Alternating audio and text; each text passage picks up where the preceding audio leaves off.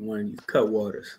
Hey, bro, I heard the cut water go hard. Welcome to another episode of Pels in Abundance. Your boy A. Davis. You heard me? Got Mike B back in the building. We had this one scheduled. Welcome, Mike. Welcome. How you doing, brother? What's ham with it, man? I'm ready, bro. Yeah, I'm It's cool. opening season, man. We 3 days away from opening NBA night, man. Let's get it popping. Yeah. So who kick off the season? What they start Tuesday, huh? They start. Is it Is Tuesday it or the Tuesday night? 22nd? Is it 21st? I think. Hold on, let me Is that double check Houston and real quick. OKC? I think it's the Yeah, it's the All right, look, I'm 21st. looking at it right now. You got Houston and OKC for 7:30, and then you got Golden State and the Lakers for 10. Yeah, Golden State Lakers get it going that night too. So though, before we get too much into the Pels, because that's pretty much what all it's about, bro. You know what I hate? Like that you got to go to so many different places to watch the games, though. Like I understand the NBA got to get their bread however they can, but you got to have 12 different streaming services and cable for some stuff just to watch the games, bro. Like it's getting Peacock, a little Prime, out of hand. ESPN app, like, dog, they're gonna run everybody back to cable. Exactly. And then Like, you do all of that and you still can't watch, like, depending on what you got, you still can't watch your local teams. exactly. Then it's just garbage too, because like you gotta go to all these streaming platforms, and then every 6 months the streaming platform increasing their price by like $5. Yeah. So yeah, that shit whack. So I just wanted to get that out the way first, though, before we really just kind of jump into it. I like that ain't the energy I'm on, but like when I think about the season get ready to start, because I'm looking at it and it's like, all right, yeah, this one on NBC and Peacock, this one on NBC and Peacock. Then I know I gotta have the Pelicans Plus.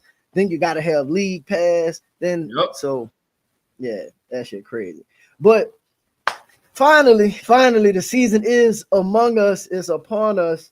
And I ain't gonna lie, bro. I still feel pretty good. How you feel? We're gonna dive specifically into the season, but how do you feel about just overall going into the season? How you feel about the team?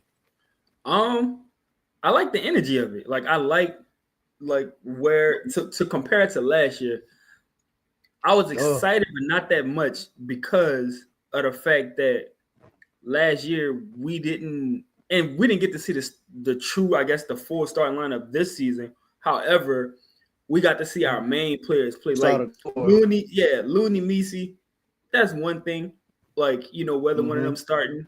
But no, last year, like Zion played one preseason game, and then the one preseason game he played in, Bi didn't play. Yep. So we didn't have our two star players at all, and so this year the energy is different. Zion, Trey, Poole, they all played. We finally got to see Herb. They played like your core pieces. They played. So for me, like we didn't win the two games we played. We played against the two teams that probably gonna give us the worst matchup based on where our roster is. Granted, we played Orlando. We was without Sadiq Bey, who that's a vital piece. Showed they were very capable and critical to the team in the rotation. Exactly. So you know what I mean. Not having them. I don't think Carlo didn't play. You know what I mean. So we were missing like some rotational players at that time. So overall, like I feel good. I'm ready. Let's lock in. I completely to kind of, you know, piggyback off of what you're saying, the energy rolling into this season. People forget that, like, so last season, not only did you not see the starters, you had got the news that Trey had got hurt in, I think it was the training camp, wasn't it? He had the hamstring injury. So like, you didn't just like losing or finding out Derek Queen is hurt is one thing, but like like you went into the season and you lost Trey Murphy. Like it was like, oh, you know what I mean? Because people was expecting a big jump from him last season. Whoa, what's good, bro? Appreciate you for tapping in. So like that's one thing right now. So like you said, you got this. Not only did you see Z play any preseason and, you know, play some with, you know, your core four, Z played all 4 preseason games, and to be honest, looked increasingly better in each game. And in my opinion, showed in every game, like, even though we'll talk about it a little bit more, how we want him to look, but what he did show was he's still one of the elite players. like in every game that he played, in my opinion, he showed like, oh, okay, it don't matter. Against Houston, he showed like there was moments in that game where it was like, all right, yeah, he could do what he want. And Orlando, which he really struggled against, he showed, okay, I can still be myself. And that's really what you wanted to see with him, losing the weight and his body being a little different and stuff like that. You saw some of the stuff he was working on with his game. So like realistically, the energy going into the season is complete. Them dudes look confident. Like they look like, oh yeah, dog, we ready. Yeah.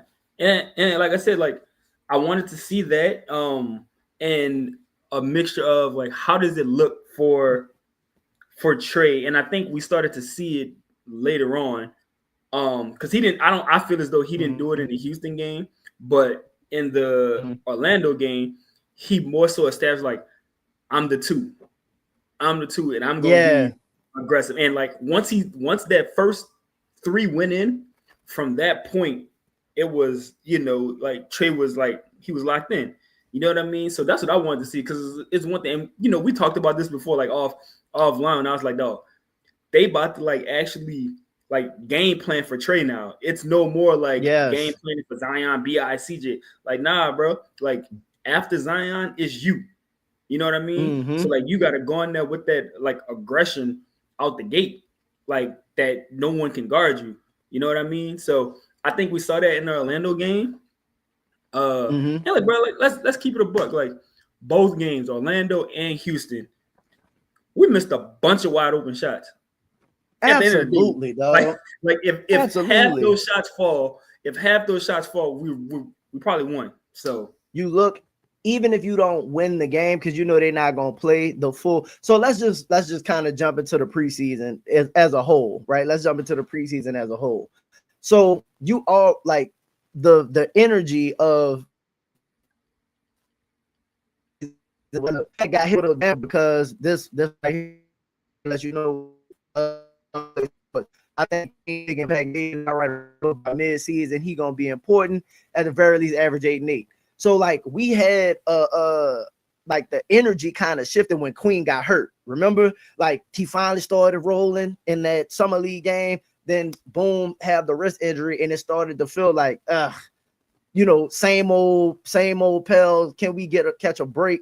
Stuff like that. So it kind of shifted, but then when you got actually to preseason and the preseason was still weird, bro. You start off with a 20-hour trip to Australia. You plan in a completely different time zone, like not normal different time zone, like you know what I'm saying? So like them dudes still gotta adjust their bodies, they the clocks and all of that. So it's just kind of like, bro, they had to kind of reestablish everything that they was already working on. So now you got the news of Queen coming back, but like you can tell that Queen gonna really like Queen coming back is gonna make a difference. We didn't get a chance to see him, but in the preseason in general, the 2 games in Australia, I think they did a really good job of doing what they were supposed to do in Australia. Like the first game was kind of competitive, but you end up taking care of business in that one. And then in the 2 games against 2 really competitive teams, there were stretches where, bro, you down 1 at the half. Yeah. You get what I'm saying? Like you down 1 at the half while shooting terribly. And in Orlando, you came back, took the lead. Like you had Orlando so flustered that your boy had to play the starters in the fourth quarter against your bench players. We were done. And they had to, like, to your point, like, that dude was like, nah, y'all get back in the game too close. Like, I don't like what I'm seeing. Y'all get back out there. And I see one of the comments like, Orlando is still one of the worst 3-point shooting teams. They added Desmond Bane and Jace Richardson who can shoot. But at the same time, like, France was hitting logo threes. Like, it looked weird coming off his hands. He's not that. You know what I mean? So they hitting threes, we not. And again, we were missing 2 dudes that can shoot the 3. Missing Sadiq, and we were missing Carlo who shoot threes. You know what I mean? So, and it was just a lot of and not to cut you off, but it was a lot of in that particular game. It was I like that they had a lot of simple, fixable mistakes. Like, bro, you can't get beaten in transition on made baskets like that. Like them just getting down with scoring. So stuff like that. I'm glad it happened against those kinds of teams because it gives you the sense of urgency. You saw, hey, you can work yourself out of holes. They did better in the third quarter, a little bit in the second game than they did in the first game. Because the first game, the third quarter was god awful against Houston. And then in the second game, they turned it up a little bit. So I think there was some stuff that we saw in the preseason that they kind of like, like you see the progression in the team. So I'm more excited and more hopeful going into the season as opposed to as far as the things that I thought I was gonna know. So with that, what did you think of? And this is one of the ones we talked about too. The question was, how was Fears gonna look based on the summer and how he looked in the summer and how he's looking in preseason? What you think of Jeremiah Fears? Man, he's aggressive, right? Like I don't want to keep doing the whole zero fears thing. It's cool, like I like it and everything like that. But like, it's a true fact. He played with no fear in it, right? Like he's like, bro, I'm just hooping. Like I don't think none of y'all better than me. So Facts. like, the minute he got in the game against Houston, it was like, oh, Reed Shepherd, he can't guard me. You can't guard me. You know what I mean? Like immediately, there's no like you're too, like I don't care that I'm only 19 years old. You know what I mean? Like I'm faster than everyone on this court, and I know how to use it. What surprised me the most, and you can clearly see he's been working on this, his mid-range game. He gets into the paint, he gets to that elbow, and it's like a, you know what I'm saying? I'm not, obviously he's not Chris Paul, but Chris Paul mastered that. Like I'm quicker than you, get into the paint. I'm too short, so I'm not gonna get all the way to the goal, mid-range, and it was falling. And Fears shot it pretty well. Obviously, there's still some, finishing issues, but he's small, he's young. You know what I mean? So that's gonna come. Overall, he looked outside. What was that? I think it was the Houston game. Yeah, it was the Houston game when he had those costly, like the turnovers. Yeah, when he had like 2 or 3 straight, like the jump passing and stuff like that. Yeah, like you're a guard. That's one of the hardest positions to like just get acclimated to in the pros, especially when, for the most, like obviously you have elite wings, but like elite guards are really, you know what I mean? You don't have that many elite centers and stuff like that. It's more guards and wings.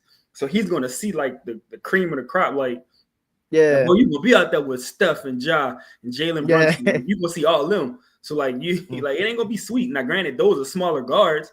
You know what I mean? So you should be able to get your way with them too, because you're quicker. But at the same time, like, it's a learning curve. And I thought he played, handled it with, like, you know what I mean? When he got in there with Zion and all that, it was just like, I belong here. And I think that was the main part. That was the biggest thing for me. He didn't look overwhelmed by the moment. He looked like what I thought he would look like when we drafted him, because a lot of people were so concerned about the shooting aspect, like him shooting the 3 and how much we need 3-point shooting, which a couple of the comments talk about Hawkins and stuff, and we'll get to that when we talk about the roster. But if he plays within himself, the speed, the ball handling, and being able to play make, it's going to offset his like deficiency with shooting the 3, as long as he's not doing, you know what I mean? He's not overly shooting. Like earlier, he was shooting like 6 threes a game, 7 threes a game. If they in rhythm and stuff like that, then cool. But you can't just be out there, you know what I mean, looking for your offense first, especially with the teams that he playing with. And that's a good comment right here. Those hold on, no, not there. Yeah, he is out there getting stuff done, but it's this one right here. The Zion Fears minutes was so much better than people could imagine. Shout out to you, Luke, for joining the show. But that was my main thing too, that I was kind of like impressed with. He was playing with the starters. Like when he was out there, it was him and Z, or him and Trey, him and Poole at times. Those minutes all make a difference, because it showed that he was able to play on ball, off ball. He was able to defend, which I liked after the first game. Like the first game in Australia, he didn't do it too much. But ever since then, the second game, he was picking up full court defensively. Like, bro, this is what you got to do defensively to stay on the floor. And he did a good job with that kind of stuff, bro. Go ahead. I agree. Just to sort of go along with what you were saying, like defensively, one of the things I really, really like, him and Zion are like this. Like, Zion is not like, obviously, like elite defender. Like, you know, he ain't what Draymond in his prime was, or like to that point, but he's a great defender. But Zion's a very aggressive defender. So like, you turn your back to him, he's going for the steal. I'm trying to he's take it. Yeah. And like Jeremiah Fears has a lot of that like in his game too. Like he's aggressive and he's so quick. And he's he's aggressively going for steals. To be honest with you, I think at some point he's probably going to league in steals. Top in the league and steals. Not like Allen Iverson was the steals leader. Yeah. And it was just like play that passing lane. I'm quick. I'm quick. I'm playing a passing lane. Like, and and I can just see like I have that happening. So I think at some point he's probably he's gonna, if he's not leading, he's gonna be high up there and steals like 2 to 3 a game because of the fact that he's like an aggressive person like that. I agree. I think so I was one of the things I was concerned with our defense in general, because we do lack some size to a degree, was I wanted us, because they was talking about, man, we want to play in transition. Well, defensively, that means you got to gamble a lot, to be honest. You got to go for turnovers. You got to, go for some double teams. You put yourself out of position a lot. And I think with Herb, like just coming back, kind of getting into his rhythm, he's still trying to figure it out. But you saw immediately Herb also defensively looking like Herb. And to go to the Jeremiah Fears part, I think you're going to see players like him and Poole and Z in the passing lanes all season, to where like our defense isn't going to be one of those just stout, we can stop you, but we're going to cause way more turnovers on teams because they are athletic enough. And I think they already showed in the preseason that they're going to play a risky style of defense, going for turnovers, trapping and stuff like that, and trying to get out and throw it ahead. So I'm kind of on board with, that's really what I was looking for as far as like style of play. I see the vision for what it is they want to do as far as what they want to do with the starters, how they envision using Jeremiah Fears. Let me ask you this about him too, off the bench. Do you like that they put I do personally, but do you like that they put the ball in his hands a lot with, you know what I mean, when he's in with those units? With the bench unit? Well, because so when he's in with like the starters, sometimes you'll see him, they don't mind giving him the ball to like, run his pick and roll and stuff like that. Like he's not overly orchestrating, but they do give the ball, to him a lot. What you think? I think they should continue it. That's a big part of his development, because at the end of the day, it's like, look, the luxury of having him, because he is a point guard, when he's in the game, you can slide Poole to that 2 guard, to that off ball. You can play Zion off ball. You can have Trey off ball. And then the fact that he's so quick, and Poole, like they're so crafty with the ball, like once I get past you, somebody gonna have to crash. And once you crash, I'm kicking it out to Poole. I'm kicking it out to Trey, Herb, Looney in the dunker spot. Like he has a good feel for the game. He do veteran stuff. Like he gets into the lane and immediately so he don't get the offensive foul. Crab just get you on his body and like stay in front of you. And then now next thing he got to learn, which learning from Jordan Poole. Jordan Poole is excellent at getting fouled. Absolutely. And what it is, gonna shoot about 8 free throws a game. If you're a small guard, you go into the lane and you flail your body a certain way, you're gonna get the call. You know what I mean? Like Steph shot 13 free throws, I think 2 nights ago. Zion didn't shoot a free throw at all against Orlando. Like the man who played 9 of 11, all post shots, all post. You don't get no foul calls. You know what I mean? And Poole in the paint, Fears is going to get that part of his game in too. So I love it. Like, get him the ball, yes, because we don't need point Zion for 90% of the game. You just need it when I think you need Z to be one. You just need him to be aggressive no matter how you're using him. He got to be aggressive at all times. But I don't think you need to go full blown point Z for the whole game with this many playmakers and stuff like that. I think that's what Joe talked about. You know what I mean? Like, you need players that can break down, crash the defense, because if you got to do it over and over and over and over, is, you know what I mean? That's part of why I think he's, he stays hurt, between him not getting called, constantly falling and flailing and being out of shape. Like, it's just a hard, like you said, it's a hard life to live.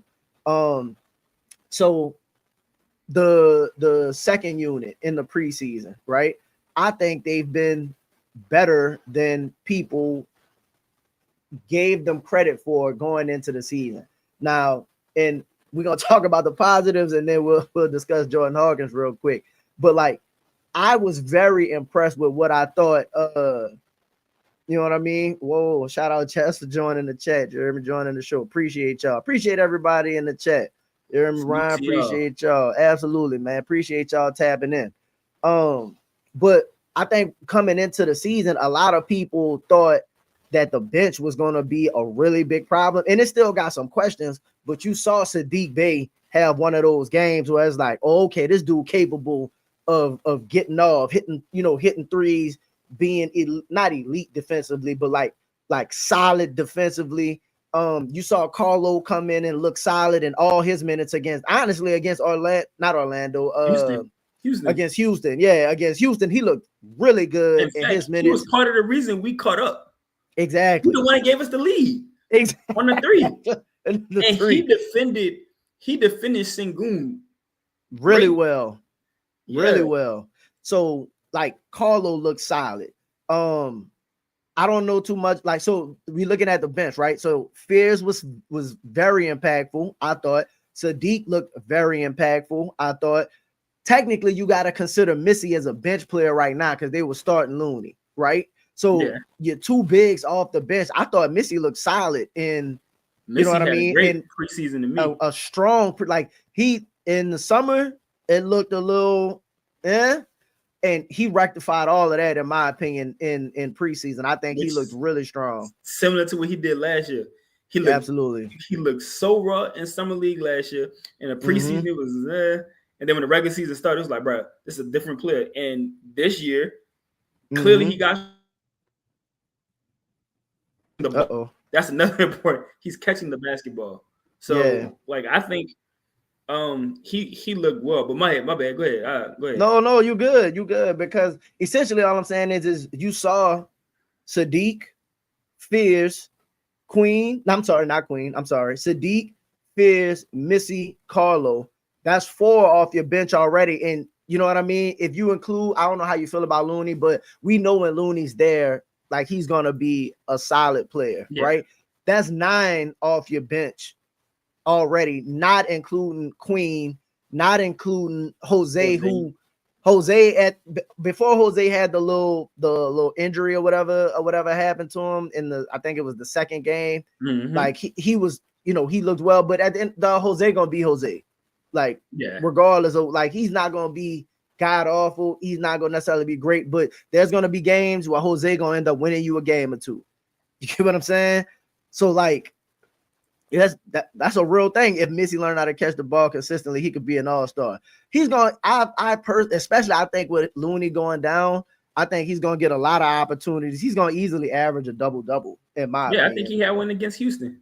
Yeah, so like him averaging 12 and 12, you know what I mean, wouldn't be surprising. So I think the bench unit, while we still need some improvements, we need to see what we get from Queen. If Queen looks, and this is why lately I've been saying, bro, we really might have something.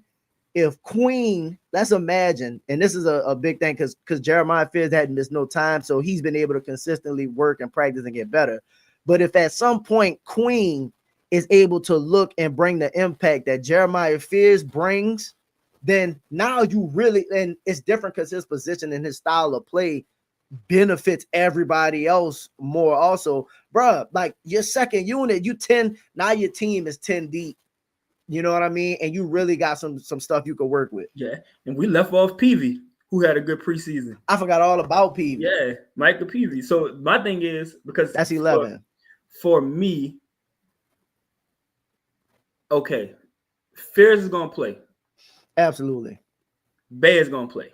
So that's you got 7. You got your starters, and you got them to Looney or Eves, whoever. That's 8. So you got that's your 8.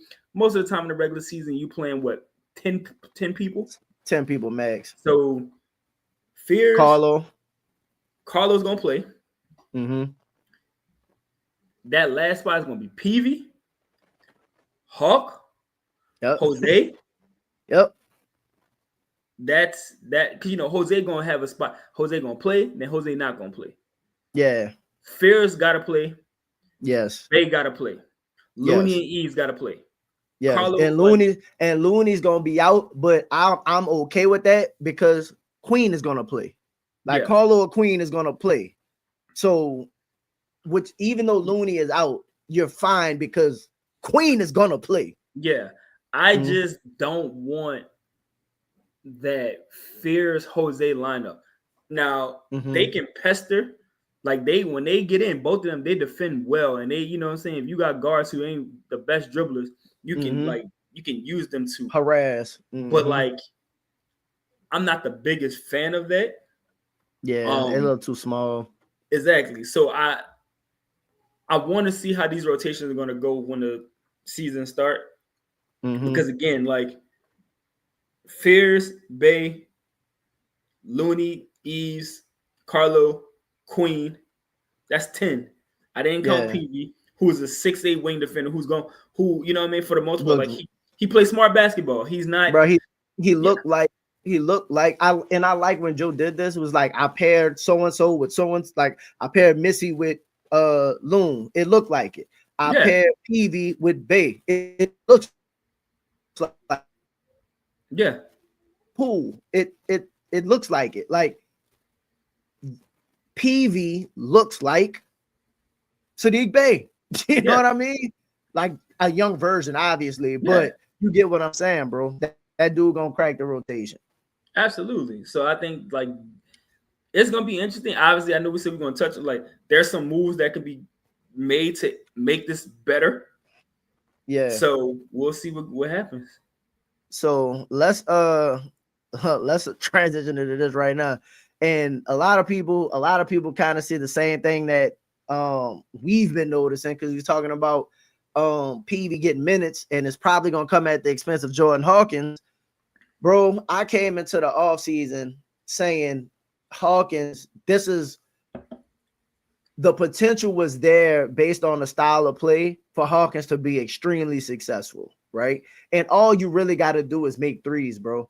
Like, I know there's more to his game that he should be able to do at this point, but at the end of the day, if you are a knockdown shooter and you do that, there's always going to be a spot for you or an opportunity for you to play, because not saying that we don't have people that could do that, but off the bench, bro, we need somebody to be the sniper, and that was supposed to be your role. How did you feel about Hawk overall in the preseason? Like Chaz was keeping record. That man shot, I think for the preseason, he shot 28% from three. The first 3 games, he shot 25% from three. That is your only job. Yeah. That is it. You can't shoot that. And then because of the fact you're only like 6'4", and you're probably maybe 185 pounds, if that, like if you can't shoot, what else are you bringing? Yeah. Was it the Houston? No, the Houston game was horrible. It was bad. Yeah, the turnovers was getting turned the ball over, threw a horrible lob pass, got his shot blocked on a 3 by Reed Shepard. The defense was bad. And some type of way, this man was a plus 19, but that's another story for itself. But but it's just it's he played a lot of those minutes with Fizz. Yeah, it was like once they took out their reserves and we made a comeback, he's part of it because he hit a few buckets and made some free throws and stuff like that. But he to his point, like his confidence looked gone. Now I will say against Orlando, it looked like what up, DJ? It looked like we found something. It looked like he found something against Orlando. You know what I mean?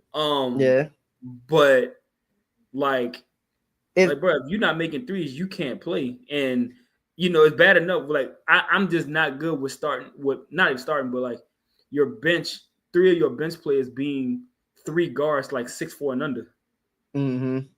Yeah, I agree. I think and Coach Sip, bro. Sip made a very good point because we was talking about this on X, and I'm like, bro, his confidence looked shook, right? And Sip made the point. It was like, that's because he looking to his left and you see Fizz. You looking to your right, you see Poole. Like you seeing Peavy, you see all of this smoke on your level, and you know what I mean? Like and all of these versatile players. You know what I mean? It's not just that they're quality players, it's that they're versatile players. So it's putting you in a position to where your limitations show a lot more than somebody else's that might have something else to their game when you're not doing the one thing well that you're supposed to be able to do. So like I think as Jeremiah Fears like got better. You saw Hawkins like slowly, like the mistakes were just magnified even more. So it's like, well, why do I need to play him when, like, if Michael Peavy shoots 1 for 3 and Hawkins shoots 1 for 3, the Michael Peavy 1 for 3 is still better because he's bigger, he defends. You know what I mean? Like, if you're gonna shoot 1 for 3, bro, I might as well play him. Yep. So Yes, I that's your think whole it just, game. But yeah. Duncan Robinson has made an NBA career of making threes and nothing else. He don't defend. He can't dribble. But guess what? I'm a hitter 3. He just got $40 million. He just got $40 million. Matter of fact, that's his second contract. That's his second. He done made over $100 million in the NBA from just being able to shoot the 3, undrafted, just running around, movement 3-point shooter. Dog, that's all you got to do is be a movement 3-point shooter and make your threes, and you're gonna get paid because there's always a position for you on the team that can use that in the regular season. Now, once you get to the playoffs, most of them suck. Ty Jerome, Duncan, Joe Harris, those type of players are not good in the playoffs. But guess what? We got to get there. It's a long season. Dog, you could get paid, but you can't make a 3.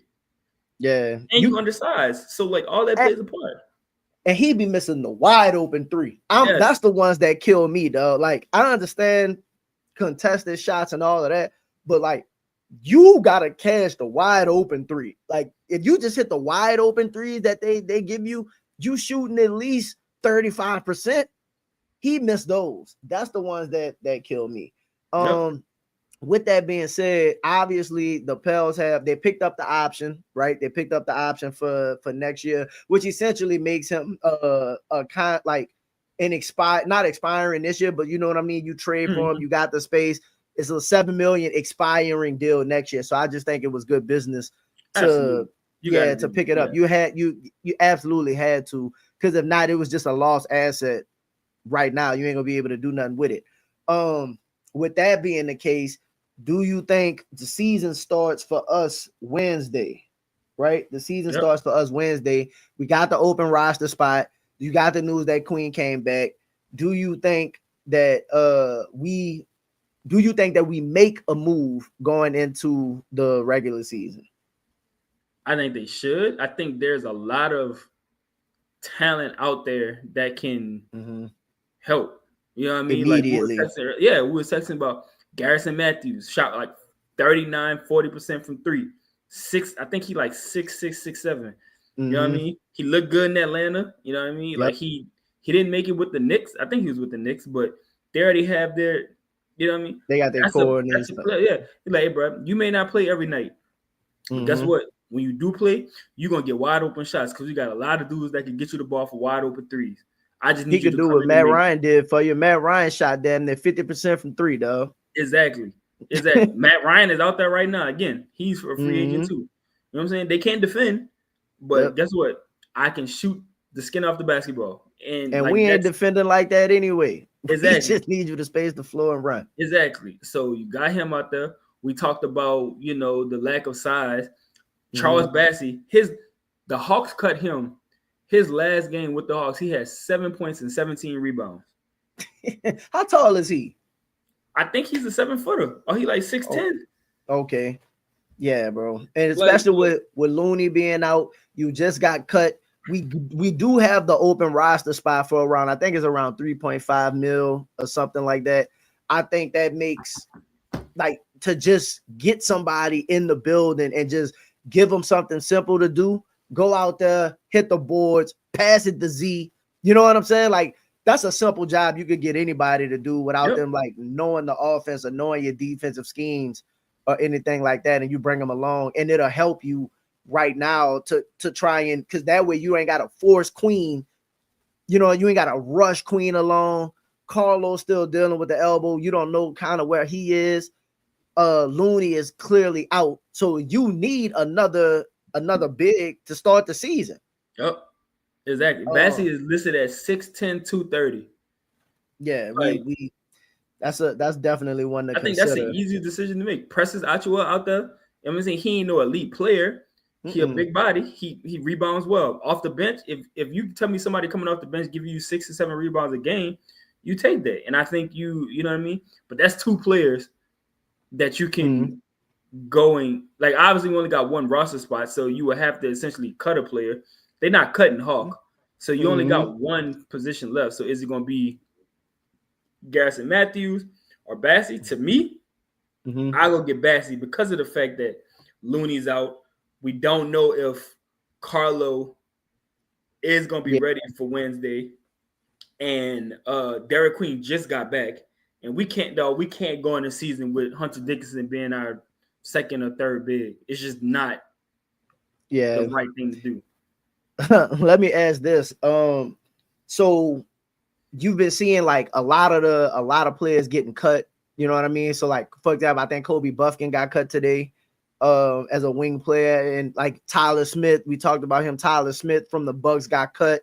So you seeing a lot of players getting cut. Do you think that it's possible that there's any potential trades out there? Because you see the Walker Kessler news and Danny Ainge talking about we coming down off of the, you know what I mean? We coming down off of the request for 2 first. I think it's just 1 now or whatever it is they're asking for. And then you see Jalen Duren not getting they talking about he not getting the extension. Do you think that they look to make a more, and I don't necessarily think they look to do this. Do you think they look to make a more aggressive move early in the season as opposed to one of those free agent like kind of filler moves? Let's say we start the season 4-1, but there's a clear weakness. I think they is like, hey, look, 4-1. There's a lot of injuries in the West and the NBA in general. We got some steam. Let's try to get that cushion. Let's make a move right now. I can see that happening, and we make a move in because I think once the season started, I think you got to mid-November where you could start making certain trades or something like that. Yeah. Certain players could trade that sign their deals and stuff like that. Yeah, I think it's November, December, something like that. I wouldn't be shocked if early mid-November we make a move, especially if we looking good. Depending on how they look. Yeah, by that point, obviously teams don't know if they're good or not yet. The first 10 games in, because I remember there was a random season where the Bulls were the number 1 team in the East. I remember that when they first got Lonzo. Yeah, now granted Lonzo got hurt, but still I still wasn't sold on them being, that. So but DeRozan went crazy that. Yeah, that's when he was hitting all the game winners. Yeah. So there's a lot of stuff like that. But I think that I think you go into the free agent pool and see if you can get one of these guys off waivers. See if one of them get claimed, which I wouldn't be shocked if we do that. I gotta look up and see when waivers go in. Clear. Yeah. But that's I could see that type of thing happening. What would be ideal for me is if they signed somebody. So let's say hypothetically you were able to sign like Garrison Matthews or something like that, right? For the $3 million. So you address the shooting and stuff like that. But then you still can make the trade. You still have the pieces to make a trade for a Walker Kessler or whatever. So if you come into the season, and I don't think they do it, I'm gonna just be honest, I don't think they do it, but I would look to do something like that, because honestly, I think the beginning parts of the season, and we'll talk about this when we talk about our expectations going into the season, but I think the beginning parts of the season is the most vulnerable the West is gonna be right now. So if you can get off to 5-3, 7, you know what I mean? 7-3. If you could get one of those early leads and start establishing, okay, you're not being hurt losing games because of your weaknesses. Right. You're not hurt losing games because you can't rebound or because you can't put somebody in there. So because your bench unit can't score any buckets, like if you can address that cheaply right now, and I do think like bringing in like a Garrison Matthews is cheap, or cheaper than it would be to bring in Malik Beasley, and I think they could do the same thing if I'm being honest. So like I would do that, like bring in like sign Garrison Matthews and then look to bring in a trade or something like that to go get another big that I think can pair with my future bigs moving forward. What you think of that plan? If you brought in or vice versa, like if you brought in Bassey and then trading for like a wing that might be available or something like that. What you think of that plan? Mike might have my dog might have froze a leg out for a second. Hold on, let me see. Oh, yep. I think my dog gone for a second, y'all. Hold on. Well, he'll rejoin. We'll get him back in a second. I don't know what he's having coming back. All right, he just texted me. He coming back into the chat. But man, that's just kind of what my thought is, to be honest. Like getting ready to go into the season, bro, with all of the injuries that the West. Hold on, here we go.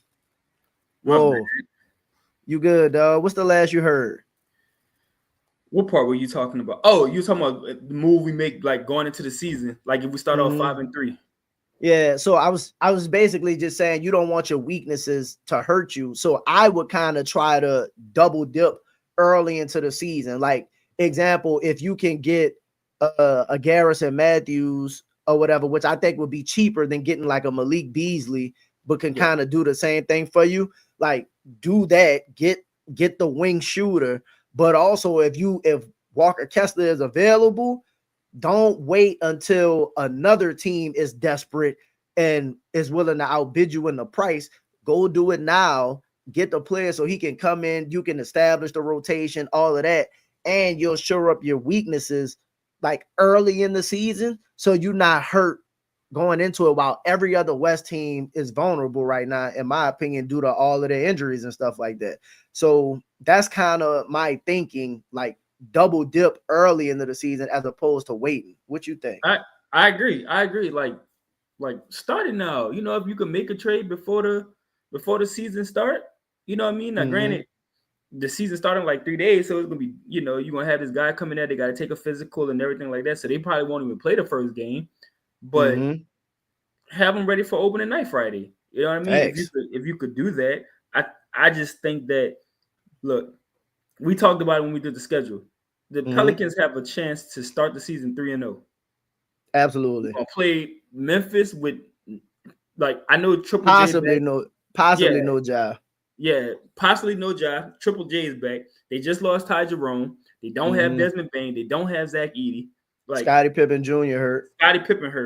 That should be a win. You know, the Spurs don't have De'Aaron Fox. So it's going to be Wemby and a bunch of, like, young guards. You know what I mean? Jeremy Sohan is out defensively, like, all them out. So should win that one. Then you got Boston.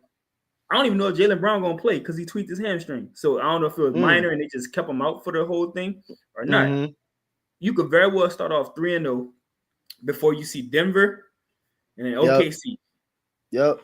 And then after you see Denver and OKC, then you get Charlotte. So let's say you start the season like 4-2, like you're in a good spot. Like, you know what I mean? And if you have a Kessler already on the team, if they do something like that, or if they go, you know, they grab somebody off waivers that can really help, then you can, you know what I mean? You can get a cushion because injuries gonna happen. You know what I mean? Like, you know, maybe no major injuries, but we're gonna have players that probably sit out. Like, you didn't already had major injuries if you think about it. For Houston, you got Fred VanVleet gone, but for the season, ain't he? Yep, tore ACL. Yeah. So that's already one of the, you know what I mean, one of the big teams. And like players get, like, I hate to say it this way, but like players get hurt. Our players just got hurt. We just gotta hope that J-Dub still out with the wrist injury. But I mean, they got so many players. Yeah, they got so many players over there, though. I'm not, they got so many just. I ain't worried about the other players. They got Shea. That man Yeah, can go for 30 any night. Like they got shit. easily. You saw the little comedy was like, I just come in, get my 30, get the dub, Yeah, he's go like, nobody home. talk trash to Like, me. yeah, Nobody don't talk talk. trash I to just me. come get my 30, get the win, go home. Like, you had to add to get the win, dog. Like, that's the kind of confidence I ain't gonna lie I want to see from my team. Like, speaking of, let's kind of transition into the season because we're unsure what they're gonna do move wise. But let me ask you this too before we go into it. If they don't make a move, what does that like signal to you about Joe and Troy? I won't say it signal much because I can't say they lack aggression. Case in point, the trade they made for Derek Queen. You know what I mean? I would just say, like, if they don't make a move, maybe they're thinking that Loon is gonna be good. Like, you know what I mean? They Because said they showed him running and stuff. yeah, they said it's gonna be like 2 to 3 weeks. So like I won't say much of it, you know what I mean? Because you like the regular season could start and this man Hawk could end up getting to like 39% shooting from three. And it's like, True, oh it's yeah, a brand new season. Yeah, like you know what I mean? Preseason means nothing. Like Minnesota didn't win a game in the preseason, and they're gonna be a good team. Absolutely. So I just think that it don't say much. I think though, as a team that like look, you gotta I won't say you gotta win because you traded the draft pick, but at the same time, because you don't have that draft pick, like you have incentive to be good. Yeah. So I would think you would want to make a move to clear up, like going into the year with just 14 players is cool. But like I would think they would want to do something. But I won't think much of it because again, like bro, y'all came in, traded CJ, got Poole and Bay, like y'all were aggressive out the gate. So I think it would say that they believe the team is, I don't want to say good enough, but they saw enough in preseason that they feel like, okay, let's roll into the season and see, you know what I mean? Like what we have is either that or I think they already got something in the works. And that's kind of where I've been all season, to be honest. I think like a deal like the Sabonis deal is, it don't have to necessarily be Sabonis, but I think the deal is already somewhat in place whenever Murray get back. You know what I'm saying? So if let's say the handshake deal is in place for whatever the player is and stuff like that.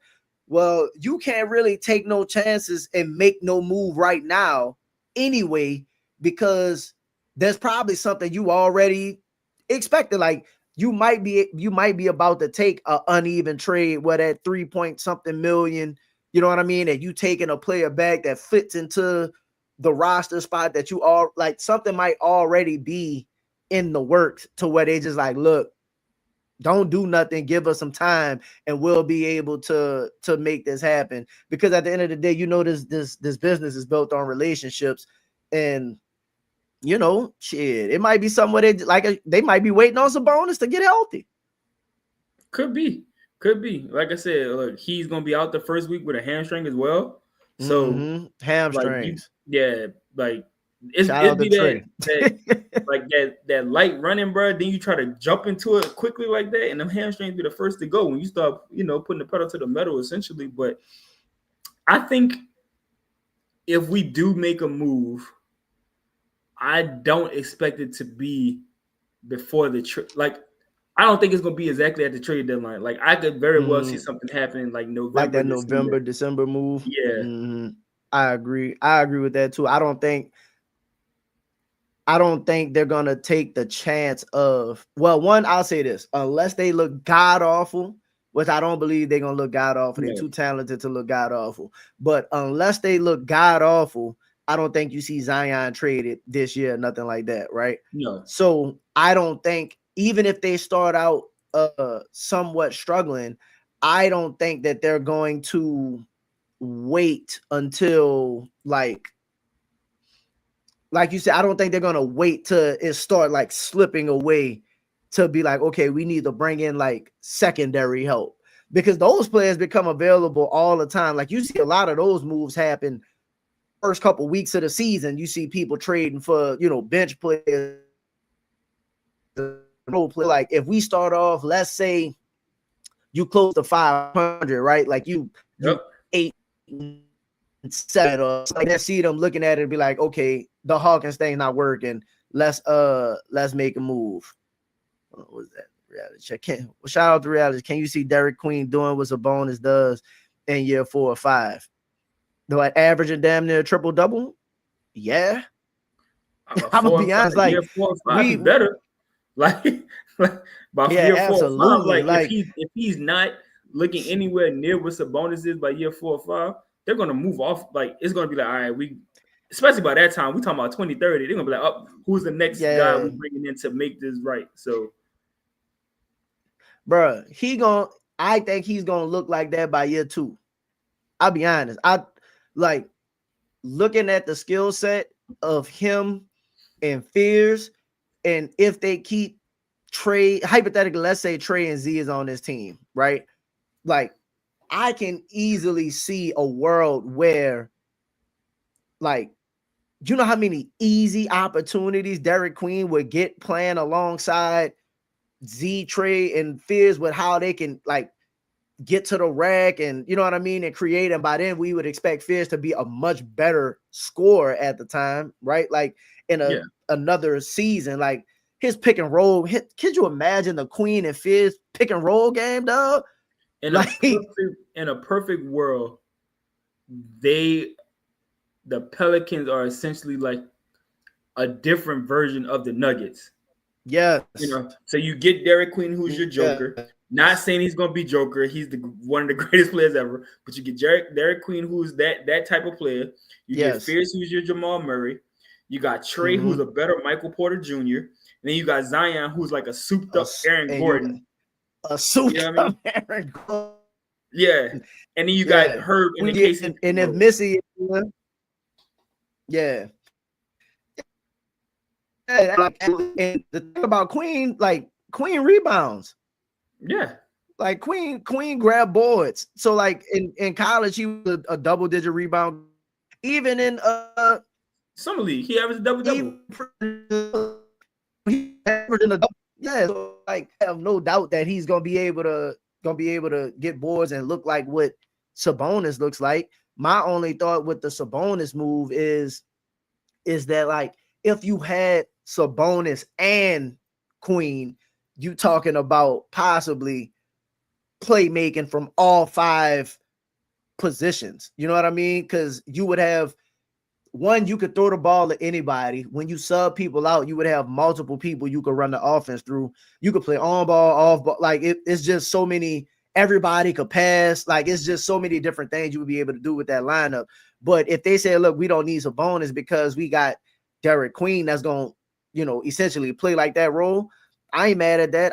I wouldn't be, maybe not this season, but Derek Queen got to be your starter by next season anyway. Probably so, yeah. Yeah, like at the 4 or the 5, like, I ain't draft you at 13, bro, and say what I said about you for you to not, in my opinion, not be a starter. And I think the same for Jeremiah Fizz. Like, you typically expect the 7th overall pick who look like this dude look like they'll be in the starting rotation, like, sooner than later in capacity if they look good. If Queen and Fierce, let's say they get into the starting role, whoever the next coach is highly likely.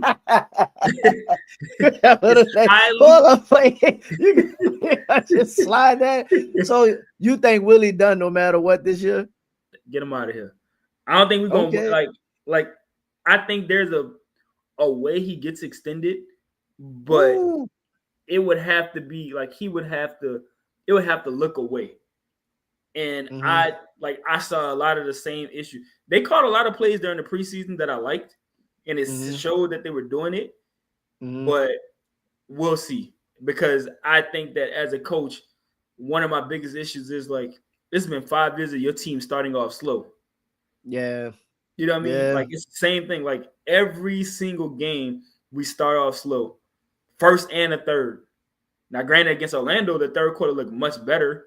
You know what I mean? We took the lead, but for the most part, we lose games in the first and the third. We start off. You know what I mean? We dig ourselves a hole. But what I was about to say was I think that you're gonna see whoever the next coach is, you're gonna see a situation where Herb Jones probably come off the bench if he's still on the team. Mm-hmm. Yeah, I can see that. And I don't think so this is the part I think it depends on how he looks, because this dude be having games where it's like if he's averaging or getting like 15, 16 off the bench, not saying that he will, but not saying that he won't either. You get what I'm saying? Like, could you see a world where they do put, I don't want to necessarily say Poole off the bench, but they make some kind of adjustment in the starting lineup this season? I think with Fears specifically. I think Fears would have to shoot extremely well from 3 to replace Poole in the starting lineup.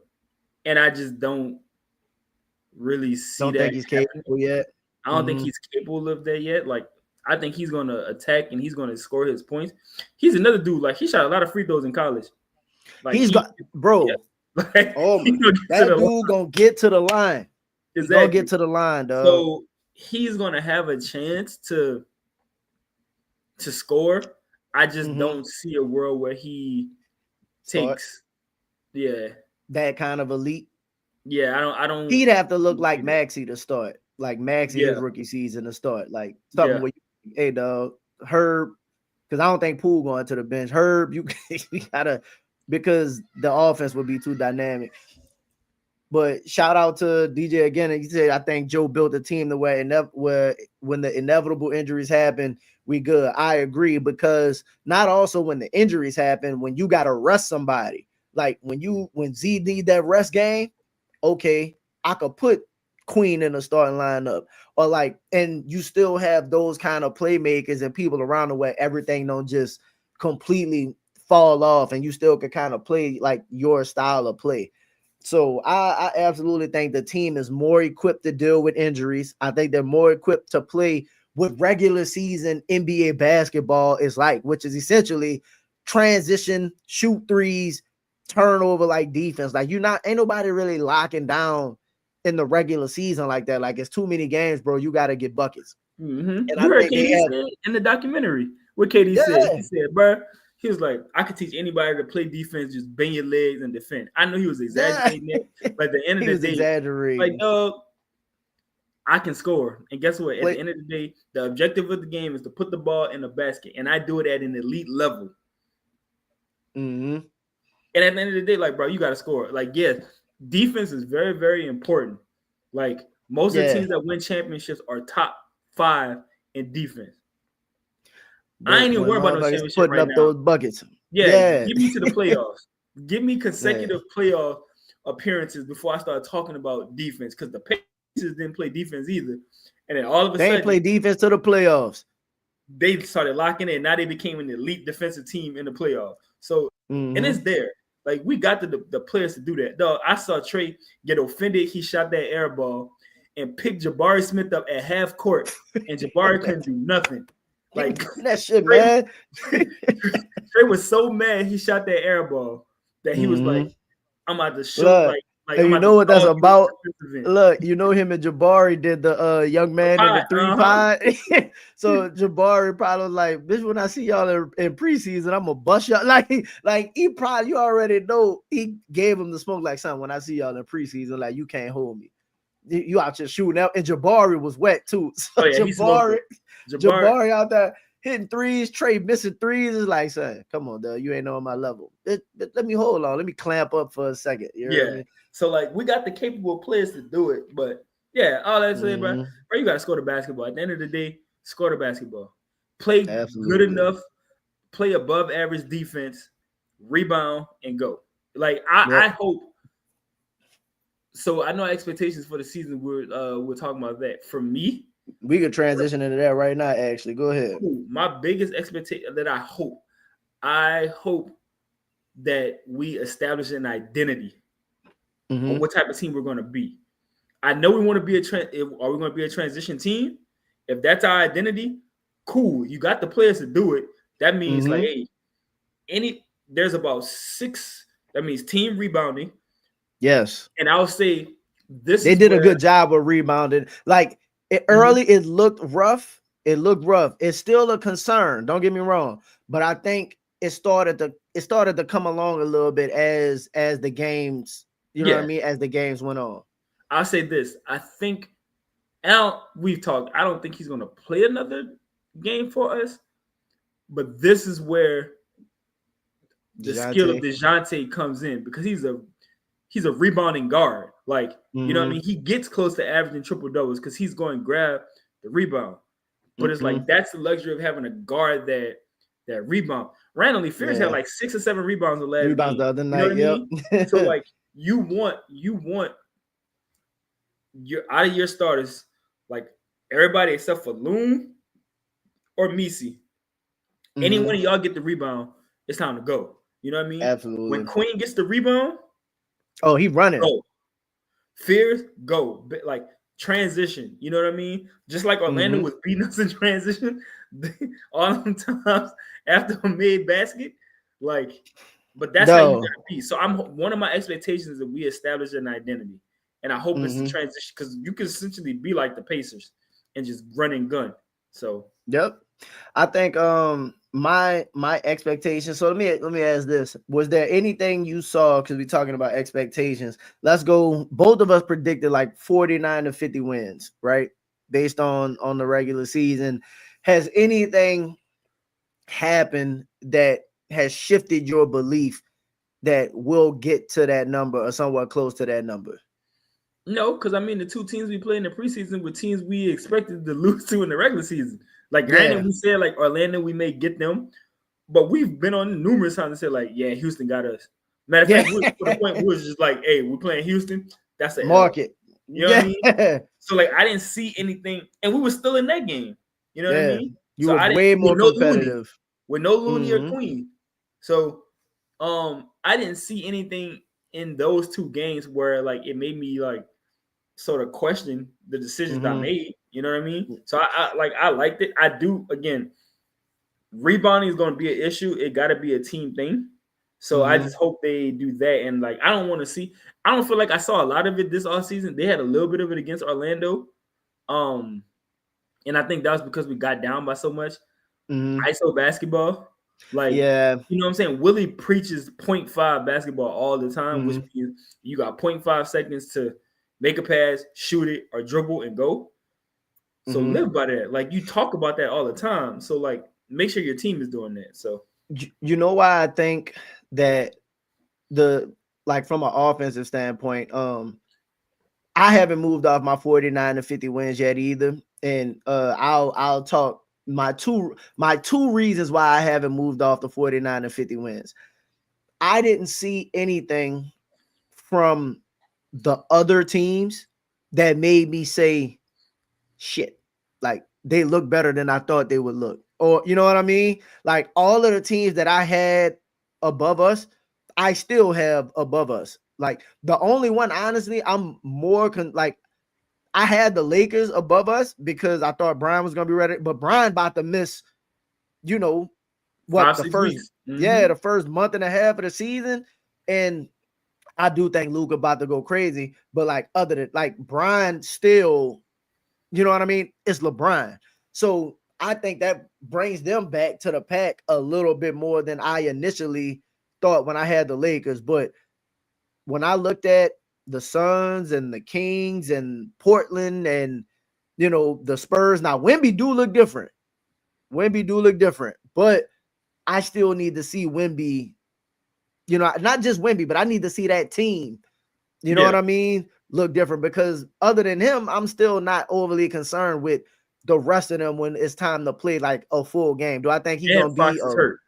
Yeah, Fox is done. Not done, but you know what I mean? Like hurt for a while. Yeah. So I absolutely think that the other teams I was not overly impressed with to say I'm coming back off of my 40 to 49, 49 to 50 wins. Plus the teams that I thought would give us the most trouble. And that's not to say that, we would beat them or there won't be games where you get blown out or you lose the teams you ain't supposed to. Like, I ain't saying none of that. But Z looked like Like there was times, like for example, we had the conversation about Paolo versus Z, and for stretches in the Orlando game, Z looked like said, "Dog, can't nobody out here do nothing with me." Like there's multiple times, even in the Houston game, it was quick because it took him some time to like get going. But there was moments in that game, it was like, dog, this dude really could be the best player on the court. It don't matter who on the court. With that being the case, I haven't seen nothing to make me like shy away from it. And me and you talked about this, and I'll pass it back in a second, but like the thing that also made me hopeful is that Trey and Poole, how you said they kind of in the Orlando game kind of got going. You saw Poole start shifting more into what Jordan Poole looked like. You could tell like in the first games, he's like just little sprinkles of being him, but he was like kind of running the offense, a little move here or there. In the Orlando game, it looked like him and Trey both was like, man, that like I'm about to get it, let's turn it up a little bit. And you saw them like the 21, 18, and 18. It's like, oh, okay, yeah, it's the so that's 21, 18, and 18 through the third. Like not even a full third. You on know Orlando. what I'm saying? On Orlando, who was trying to stop you. A top team. They're going to be a top team in the East. Exactly. And there was nothing that they were able to do with any of them. And Fizz was even playing well in that game. So like if you can do that to those type of teams, I still think you're gonna struggle with OKC, Denver, who's a better team, but not like a defensive team. But like I didn't see nothing that made me think we not gonna be able to like offensively, at least for sure, like compete and sometimes like make some teams like really can't do nothing with us. And that's a great point. Like the best defense in the league is Orlando, especially like is Jalen Suggs out? He didn't play. Yeah, he was hurt. Mm-hmm. Like so again, like that's it don't matter. That Anthony Black is a good defender. Like they got defenders all over. Jonathan, that's defenders all over. And there was literally nothing they could do with our players when they decided to go beat themselves. So with all of that being said, though, like I absolutely think the 49 to 50 wins is still on the board, is even more so when I look at the other injuries, like key injuries that teams have had. Oh, absolutely. And like I said, I think that's, bro, it's all about starting off quick.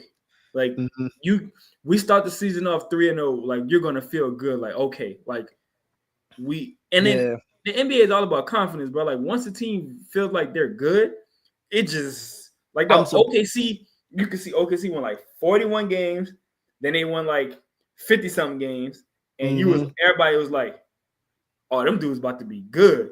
They about to be great." And then the next year they won the finals. Like, it's just like that synergy. Like you know. Now, granted, we don't have the continuity because it's a bunch of different players, but there was no chemistry with BI and Zion. No, none. You can see the chemistry with Zion, Trey, and Poole. So like, even though they don't have the continuity because they played with each other in the past, and Herb. And because they didn't play with each other in the past, like with Poole, the other three did. Yeah, they know Herb is still an elite cutter. Herb was mad aggressive against Orlando. He got to the line like 7-8 times, I think. Let me ask you this, and I don't think we talked about this yet. So, in the past couple years, like in the Houston game, Herb shot a lot of shots. I'm not worried about that, though. It was in Alabama, bro. They was in Bama. It's his first game back in however long. I'm not worried about that, but I'm not mad with like them starting off, also running some offense through Herb. Like I don't know if they should start off games like that. But I'm also not mad with them coming out and being like, hey, we're going to start off putting the ball in Herb's hands and allow y'all to, off ball create and stuff like that. Like, I think that's going to be honestly easy offense and also not wear down your best players that's going to do most of the creating and the attacking for you. Yeah. Like, go ahead. I think for me, my biggest issue is why did it take 5 years for Herb to be like an initiator? Because this is what he did in college. Like, you know what I mean? Like, you need to, when they get to the pros, you need to make sure like you emphasize what they did on a college level. He was I watched Herb everybody, like most people know, like well, not most people, but like I went to LSU. I graduated from LSU. I do all things LSU. I watched Bama play LSU, and Herb had a broken left hand and killed us with the right hand the entire game as a point forward. Like I saw it. You know what I mean? Yeah. So like it's always been there. Let him Mhm. initiate. That don't mean just because we start the game out with him initiating, it don't mean he got to take the first shot. Like we were in Yeah. Bama, so he took the first three. You know what I mean? When the regular Mhm. season start, he can initiate, and guess what? The first play, Zion out the gate, go shoot the ball. As soon And as we start, go shoot. yeah. And to not to Herb's defense, but like Herb works hard on his game. Yeah. Herb works hard on his game. Like there, Herb offensively needs to take a step. Like, you know what I mean? Like he needs to take a step. So if they're gonna allow him, like let's say they've been seeing in practice that Herb, we've been wanting them to do this. So I'm not gonna be mad that it took them so. I am mad that it took them so long to do it, but I'm not gonna be mad when they finally start doing it and then be like, "Oh shit, why are you doing it?" No, all right, like it took forever, but we here. Let's be the most effective we can be with it. So with that being the case, like Herb is what's Herb 5 years in now? This is year 5. Yeah. Yeah, year 5 for him. Just got the deal. Like we need Herb to be. If you're gonna be a starter, bro, you gotta be better than 10 points on the court. Like, in my opinion, like not saying you gotta average 20, and not saying that 10 isn't a good number, but if How it's does the how 10 you get look? it. Yeah, How does it exactly. look?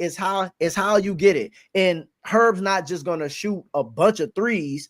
You get what I'm saying? So if you can get yours through like how Draymond get his, you get what I'm saying? Like a couple threes here, there, couple layups here, there, little floaters here, there, like stuff like that. If Herb can be your Draymond to a degree, that's perfectly fine, and that It's, works for your offense. yes, it's funny because like not to talk about PV, but if you ever watch PV play, and they said he was like he talks a lot on defense like her, and I Mm-hmm. don't know if he picked this up from her, but he did this at Georgetown because I can't say I watched him in college.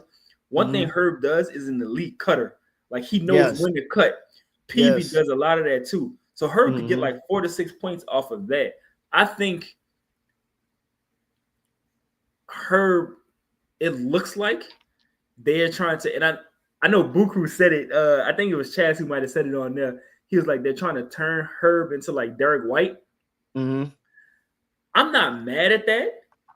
I don't Mm-hmm. think he's going to shoot that many shots. Like he's not going to get No. to that many shots as Derek White. But at the same time, like Derek shoot like 9 threes a game, though. yeah, like if Herb is shooting like let's just say 6 to 7, and then wide, Mm-hmm. like the Herb was just missing wide open threes, and Yeah. not last year but the year before that he was making them. Yeah. So look, let's say he gets back to that, and he's making 3 threes a game at minimum. Like Mm-hmm. it's going to open up the offense even more. So Bro, we've seen games where Herb go for, like, we've seen Herb score 30. Like, you know what I mean? Not saying that he has to score 30, but like he's good in transition. Like he's great defensively. He's gonna get a lot of steals. He's a good free throw shooter. You know what I mean?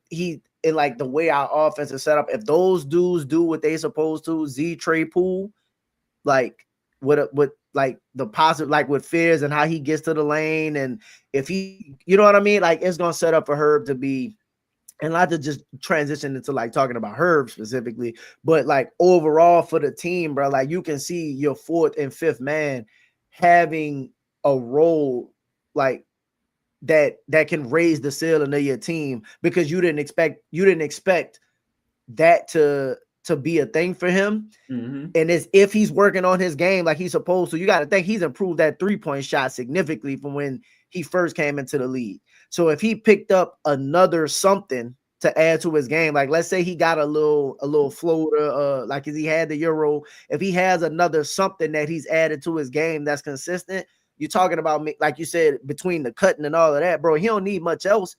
Like another 2 to 3 buckets that you add, like that's Yep. you're talking about going from 10 to 14. So I agree. So I got a question for you. And it's sort of like I'm just thinking about like the season and expectations and how we can like, I guess, maximize our team, right? Mm-hmm. So one of my favorite podcasts is the Dunker Spot podcast. Mm-hmm. And right now they're currently doing like their previews for every team. They do this thing where it's picking a lineup that they think is going to be their favorite lineup and what's going to be the best lineup. Mm-hmm. So I just want to give you, I think what's going to be, I don't even know if we're going to see it, but like the vision of it, to me, I think like, dog, we're going to, if they play it, the scoring and the spacing will be elite. Poole, Trey, Sadiq, Zion, and Carlo. Poole, Trey, Sadiq, Z, and Carlo. Because Carlo is that athletic, big, but also can shoot the three. Yeah. And then you're surrounded by other 3-point. Everybody else outside of Z is 3-point. Matter of fact, everyone there, because we always have this vision of having this stretch big next to Zion, and we've never got it in his 7 years he's been in the league. Mm-hmm. We've yet to get a big. The only stretch big we had was Olenek for like 20 games. Yeah. So Carlo is the best version of that. Right. You know what? I need to go back and watch that Rockets game and see what was the lineup when we made that comeback. Because that's a really good. Sadiq played that game, didn't he? He did.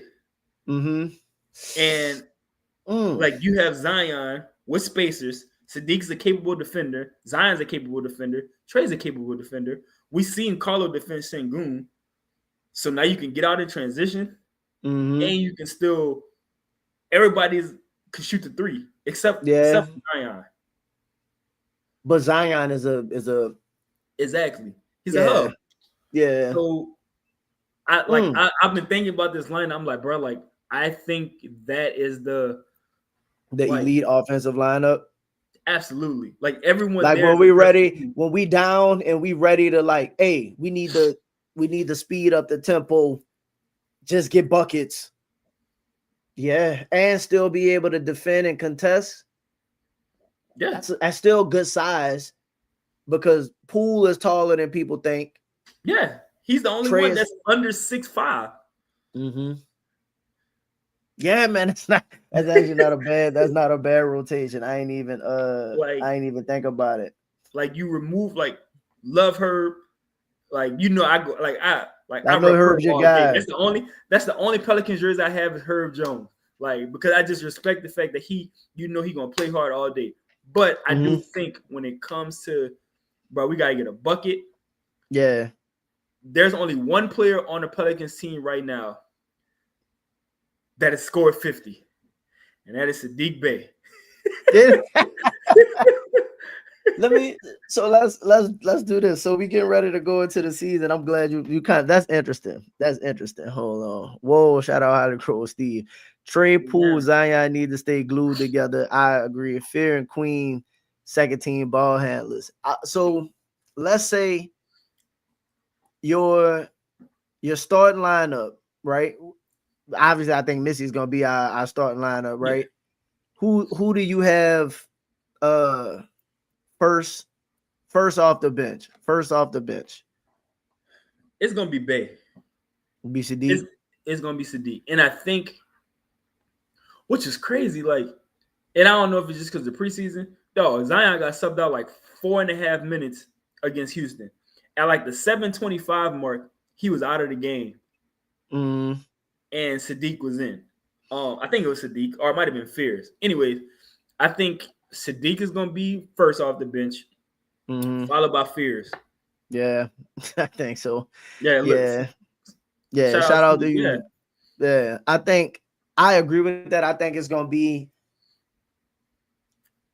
Sadiq and then Fears. What I did see, and me and you were texting about this. I think Z going to play more minutes. I think you're going to see longer quarters from, like, that's another thing I kind of want to bring up, dog. Will he be having these moments of keeping players on the bench way too long? Like, and I get his preseason, but he sat Poole sat like 30 minutes. Dog, what? Like, I don't know if it's a preseason thing, but that concerns me that like, and I understand, like your bench players can't get into a rhythm. You know what I mean? Like if they don't have an opportunity to like really get into the flow of the game, but I don't care about all that, dog. Like you can't have Z Trey Poole, them three cannot sit extended minutes of the game unless the unit that's in really got it rolling to the point where it's like, hey, I don't want to mess up their chemistry. They like you know what I mean? They kind of got it going. We gonna let them roll. They cooking right now. We up 20, something like that. Play Poole the entire first and sit Trey and Z together. And sit Trey and Z together. I don't know if playing Poole the entire first is the move because I like Poole's offense, but I rather have the stability of Z and Trey's offense. So like one of them gonna have to play, maybe not the entire first, you know what I'm saying? But like one of y'all gonna have to be on the floor at all times. Like at least it should be that way throughout the game.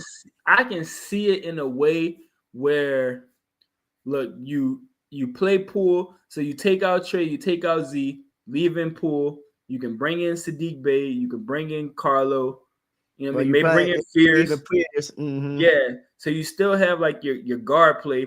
Poole can move off ball, and you still got your shooting with Sadiq Bey as well.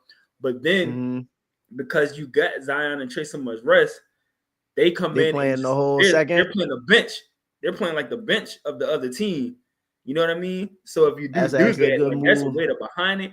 I think, it just, you got to survive that first.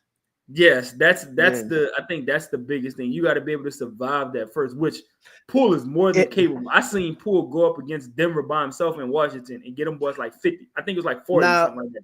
It could, like you said, it could work in your favor if you do that. If like, let's say you got Poole on the court and he's on the court and it's example, Fears, Poole, Queen, Sadiq, and another big, because because then at that point you could have Poole in that secondary role go crazy, bro. But you still got a Derek Queen that you could like throw the ball to if you need to, could orchestrate. Like you still got another player that should be able to get you to be able to initiate on the offense. Because what I don't want is, and while I think Jeremiah Fears is a good player, I don't want him to have to be in, I have to score. You get what I'm saying? Like, I don't want him feeling like I have to score, I have to force it, as opposed to I just play, I pick my spots when they give me the opportunity. I take, you know what I mean? Like kind of like that. And I think depending on the lineup, if they play him without like a Queen or without an obvious offensive player, then he gonna be like, shit, I'll shoot this hole, because he, you know what I'm saying? He's gonna shoot it too, and he's gonna shoot that like back to his Oklahoma days. I bet I got it. Now you saw he got on streaks where like I'm killing everything in front of me, and that's cool. But I don't want you to have to be in that mode, I guess. Like as the point. I agree, especially right now. But I think Derek Queen to me is like the biggest X factor. Yes. Because we don't know what he is or what he averaged a double in summer league, but you're playing against a bunch of non-NBA players. You know what I mean? Mm-hmm. So, but it's just like you get those traits. So you're gonna be playing against backup bigs, but those backup bigs are gonna be like Andre Drummond's. You know what I mean? Like Clint Capella's. Now you know what's crazy? I personally think, and this is wild, like, and I know preseason is like different than like the regular season, but I personally think, bro, summer league is harder than the NBA game because it's so unorganized. It's just people hooping. We ain't running no real plays. They ain't calling no fouls. Like, you know what I'm saying? It's a bunch of bad basketball. Like all the guards are essentially trying to taking all the shots. Yeah, you can't get no touches. I think this obviously the spacing is going to be much different with like the the actual roster. So Yeah, I think this Derek Queen is the biggest X factor. Like I think he got to play yeah. against Memphis. Well, with all of the bigs being hurt, yeah. Like if he cleared the goal, like He's cleared. I need to. He's fully Is it practicing. right there? I need like 10 minutes, 15 Yeah, like minutes. he got Like it, especially like the first 3 games, bro. Like you ain't really obviously you got Wemby, but like yeah, outside of Wemby, the Spurs don't have Luke Cornett. Like he's a solid big, but like we I'll gotta play be Derek Queen bodying, against dog. him. I'll play Derek Yeah, Queen against him. You know what I be mean? physical, dog. Boston, they don't have Porzingis no more. Nope. Like Derek Queen, you getting thrown in the fire early. Memphis don't Yep. have nobody but Triple J. Edie's out. You know what I mean? Like Brandon Clark's out, I think, Brandon Clark still. out. You got Santi Aldama. Like that's it. But like he ain't no center. Like Queen, Man, you like gotta you deal getting with like you're getting minutes like early. yeah. You know what I mean? And with So, the skill set, the passing and stuff like that, with but how if he how becomes the that type players of been hub cutting. out the gate, Yeah. like Not the many offensive trajectory looks he could create. yes, the trajectory of this team, because like he can shoot the ball. You know, I ain't saying he's no Mm-hmm. 3-point shooter yet, He can but shit the like deep midi. yeah, like he got the matter of fact, the clip they showed was him shooting it. You know, he drove it Yeah. once and then he shot it. So Yeah. like it's there. So he's Mm-hmm. really like that X factor because if he comes out and he is just like looks good, now you got him, Sadiq Bey, and Fears off the bench who can give you points with Carlo or Misi or Looney, whoever. So Yeah, and then if you throw in a starter in that with them, you talk about a completely different exactly. type of game. So we got the Grizzlies. Let's go into this. The season is among us. The season is upon us, right? We said how we felt about the roster and the moves, and we understand if they don't make no move, right? Yep. When we play Memphis Wednesday in Memphis, right? How do you feel? And the only thing is I don't know what's happening with Ja, right? Like Ja was like, y'all tripping if y'all think I ain't playing, but you say that and then that motherfucker might not play. You know what I mean? That's what I'm saying. He ain't played yet, and it's only preseason, but you know what I'm saying? Like maybe he do, maybe he don't. We'll see. That's a lot of time away. But regardless of if he plays or not, how do we envision the Pelicans season getting off? Like the kind of start they getting off to go into the trajectory of the season. I still got the 49 to 50 wins, but against Memphis, how do you think they start off? I think a team that, first of all, they've always struggled in half court basketball, and they're a transition team, and they're missing. They no longer have Desmond Bain, and then the 3-point shooter they thought they were getting in Ty Jerome is also out, with Scottie Pippen out, with their starting center Zach Edey out. I think that you have to, like, I just think you got to win the game. You know what I mean? Ja Morant is not going to be 100% with his ankle.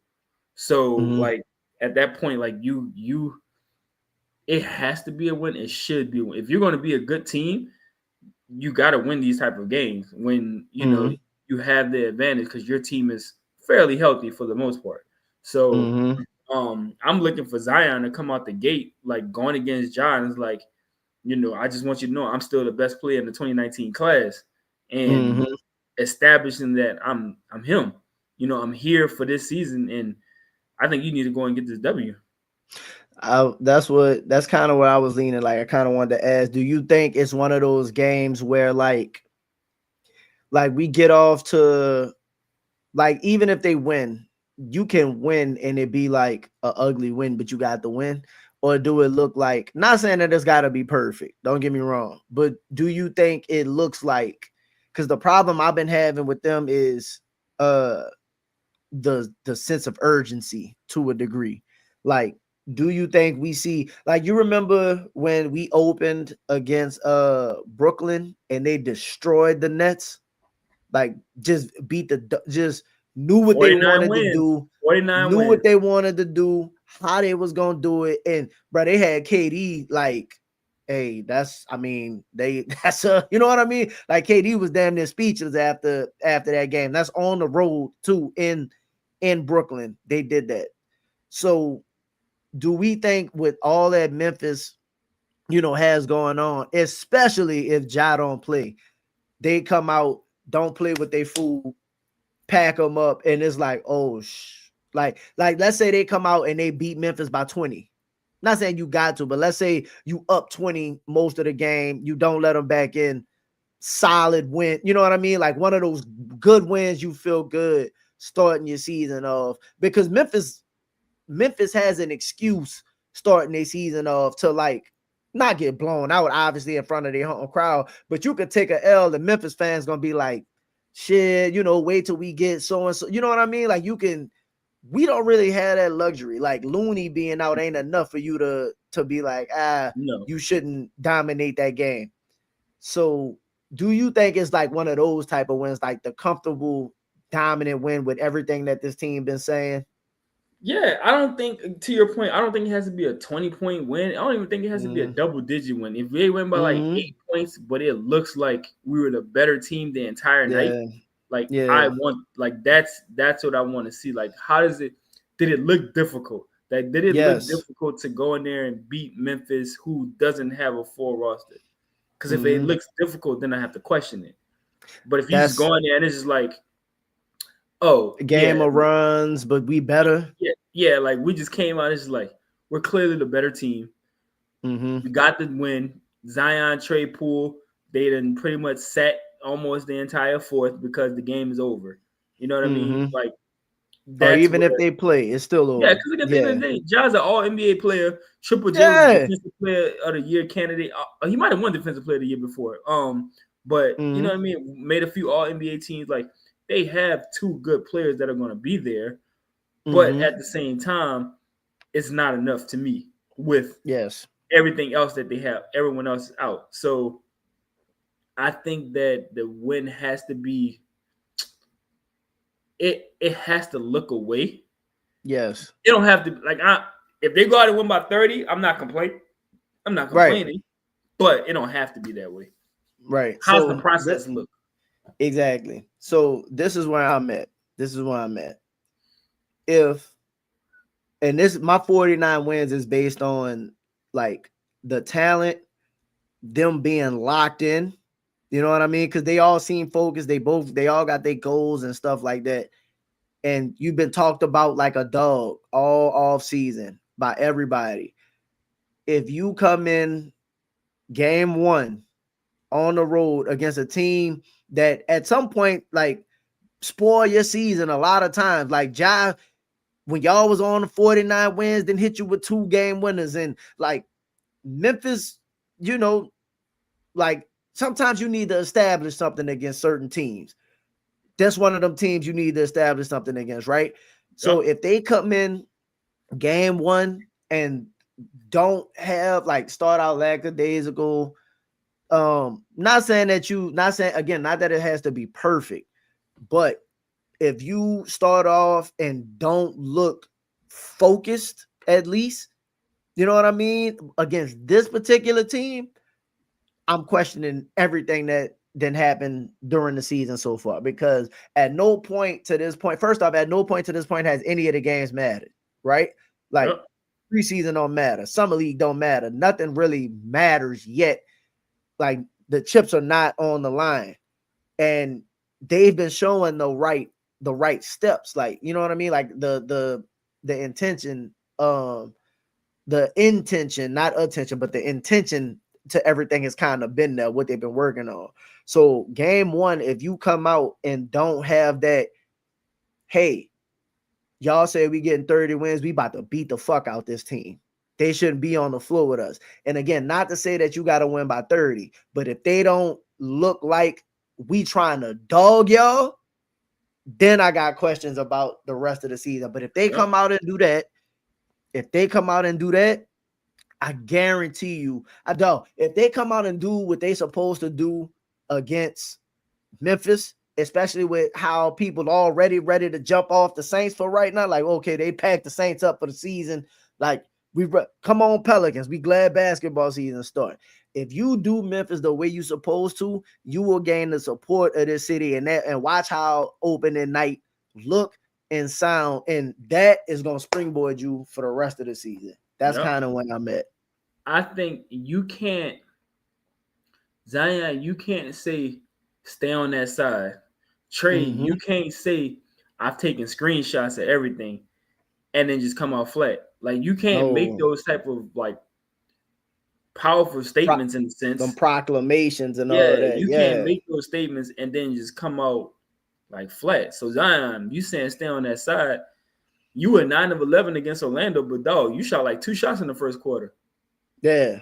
You can't do that. Trey, you can't say you took screenshots of everybody messing like dogging y'all and clowning y'all, and you going back to just staying at the top of the key, just waiting to shoot the three. Like, nah, you got to be aggressive. Because guess what? That's one thing I can say. Jordan Poole, I'm getting to it. He gonna get to it. Like, it ain't gonna be no like. I say this. People get mad with CJ when he was shooting them shots. Boy, CJ, turn me up, dog. Turn me up. Y'all have no idea what's coming with Jordan Poole, but I think that like you need it. Like I'm not saying that to like clown Poole. Like I think it's gonna be needed, but at the same time, like you need your 2 best players to be your 2 best players. Any other team you go down, the 2 best players are shooting anywhere from 18. Well, first of all, the best player is shooting anywhere from 18 to like 25 shots. And your second best player is anywhere from like 18 to 20 or like 15 to 20. Like Trey, you need to shoot no less than 18. Zion, I want Zion as efficient as he is. Zion, I want you in the 20s, bro. Like I need you at like 22 minimum. If Zion shoot 22 shots a game, bro, he gonna average like 34 points. He's gonna go like 16 of 22 a lot of nights. A lot of nights. Yeah. You know It'll be like 30. He gonna look like he'll look like Giannis. Yeah. And I think he don't do it obviously because of the foul calls and stuff like that. But guess what? When you constantly putting pressure on the rim at that point, they gotta call it. That's why Zion, I mean, that's why Giannis shoots so many free throws. Yeah, and eventually, like they get tired of you coming in there and not calling it. So now let me ask this because I just had this thought and we could kind of get ready to close. But though, when you was talking about Poole and the offense, and I was thinking about the Orlando game, you know what Poole reminded me of? You remember when like Kyrie used to have those sprees of just you can't be guarded, and he would, and like how it would energize the team. Like he would make a move and do something. You know how that is. Like when you plan and somebody do something, you'll be like, oh yeah, so turn me up. And like that turn up the whole team in a way. Like you see how he going to the rack. And I think Poole has that that energizing factor, like how untucked Kyrie used to be. Like the jersey come untucked, bro. It's time to get to it. I think Poole got that element to where if we off to like a slow start or like they, you know what I mean? They like the energy not there, how Jose come in and flip the energy. I think Poole from an offensive perspective have like can one play do something and you be like, oh yeah, man, let's go. Because I'm not going out like that. I'm gonna turn up if I got to even on my own. And Tune, y'all gotta come along for the ride. Yeah. No, first of all, Poole is playing for a contract. Facts. Trey's already in it. Zion's already in it. Zion playing for a contract. Like, yes. You got 2 players playing for a contract. Like, but that first Poole when he hit the pool party, like dog, the Smoothie Kingston are gonna be the blender gonna be rocking as soon as he do that. Like, and I will be. He was celebrating with Australia when he hit a long 3 and taunting and playing with the crowd out there. When he do that, like here, like and get the crowd, because he's gonna have a game where in the first quarter this is like when they played Denver. I think it was either last season. I think it was last season. Like he had like 20 in the first half, 3 or something like that. like it's going to happen. You know what I mean? Yeah. Like CJ had those moments. You know what I mean? Yeah. But like when he do it, because he talks so much, and like CJ would get a little cocky and be like, you know what I'm saying? But CJ was older and he's just like, yeah, dog, I'm still just Mr. Bucket Getter. But Poole gonna really get the crowd into it and stuff like that. So like he's gonna be Zion and Trey just gonna have to come with, you know what I mean? come with him. Yeah. Because like I said, my biggest, me and you talk about Zion all the time. My whole thing with Zion always is like, bro, like it's not the talent at this point. It's what between the ears, not the eyes. Yeah, What's between the ears? What's between the ears? Yeah. Like, it's a lot of mental. Like Mm-hmm. again, like he went to the podium a couple years ago and was just like, yeah, after I missed 2 shots in a row, it affects me. And it's like, nah, Yeah. dog, like, That dog, shit you can can't miss be the 4 in a case. row. I don't care if you miss 4 in a row. You got to keep Mhm. going. Like, you're the man. You know what I mean? So, Facts. like, he gotta. No, you can miss 5 in a row. Guess what? Your shot is We still better than what the rest of the team can give. absolutely relying on you. Let's end with this, and I think this is a interesting thing that I didn't think about it until late, but with Trey and Z being your 2 best players, right? When like people talk about the chemistry, like clearly Z and BI probably was cool, but not really. You know what I Yeah. mean? Like they didn't have no relationship like that. Can you recall Z ever throwing a lob to BI? Not once. Not once. First of In all, they all barely of the play with years. each other to even throw a lob. But anyways. Yeah. But like I'm just thinking about it. Like, I don't even think I could recall Z throwing a lob to like damn near anybody on the team. So I was thinking, because we talking about like the chemistry and like when things are rolling and stuff. Though for Z to throw the lob to Trey, you know what I mean, the windmill and stuff like that, it's just it re-emphasizes to me the chemistry that they been looking for, like that they knew was there, like when BI would be out and they were going those stretches or whatever that they been had, but now Trey's game has elevated to the point where yes, like, and not necessarily that it's caught up to Z, but you on, oh, okay, you finally playing with the big dogs now, and you can see Z and Trey together in a way that I think it's gonna be even better than what we thought. And like just thinking about the live, I was sitting there I'm like, dog, I ain't like Zion as good of a passer as he is. You ever see Zion throwing lobs? Nope. Like for Z to be like, see Trey and be like, oh, bet my 2, because you know that's what your 1 and 2 supposed to look like. Y'all should have some kind of the 2 best players. Like any 2 best players on the team typically have some kind of chemistry and something like that only they have on the court. And seeing Z throw the lob to Trey, especially as much as he kicked to him for threes and stuff like that, it just let me know like, okay, they're really good with being 1 and 2 and building something that I think gonna be sustainable to carry through the season.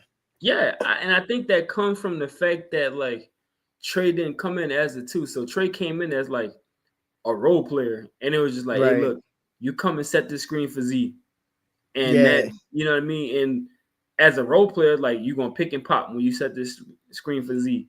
So now, because he's been doing it for 6 years, 5 years, not 4 years. This is year 5 for Trey. Now you've been doing it for so long, you know, it comes natural. So like that chemistry is already built. So one of the things we used to always talk about when we be texting or something like that is like the lack of pick and roll between BI and Zion.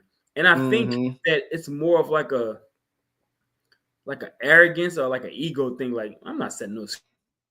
You set the screen for me. For him. Yeah, you no, like you set the screen for me. Because most of the star players, they're not setting screens. It's like, nah, you come set the screen for me. You know what I mean? And when we saw it, it worked. We beat, I don't know if that was Sacramento or Dallas, but we beat them off a screen and roll between Zion and BI. We never saw it again. It barely was ever ran. And I think that was an ego thing between both of them. But Trey, because he wasn't the star player out the gate, was a role player. So he's come and set these screens. So now Zion is like, shit, like you was willing to do it. Like, I'll set a screen for you if you need one. No, Zion, if Zion set screen and rolled, it would be so, like, I know unstoppable. That's not his game. Like, they don't do it. But like, he's just open up the flow so much. Yeah, the fact that Trey can come and do it, and Zion is such a great passer, it works. But I think that part had a lot to do with it. So like Trey, it's a natural chemistry. Like they be joking at the podium post game and stuff like that. It's just a natural thing where I don't think BI and Zion ever had that.